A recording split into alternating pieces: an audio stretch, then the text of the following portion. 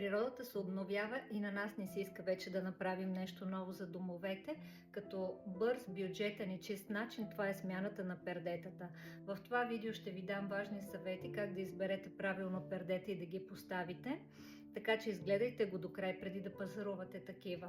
А също така може да видите и другите две видеа, които съм направила за декоративните възглавници. С тях също много лесно се променя целият интериор и настроение на дома. Но сега да видим какви са правилата при пердетата. Първото нещо, което да съобразите, това е дължината на пердето. Те не трябва да бъдат нито много къси, нито много дълги. Най-добрата дължина на пердето е да стига до пода или да бъде 2 до 4 см по-дълго. Следващото важно нещо, това е набора или колко ширина да вземете от пердето. Обикновено това е 2 до 3 пъти ширината на прозореца, за да имате хубав набор.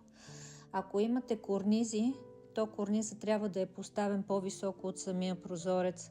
Също така корниза не е добре да бъде с ширината на самия прозорец. Той трябва да излиза много по-настрани, да е по-дълъг от ширината на прозореца.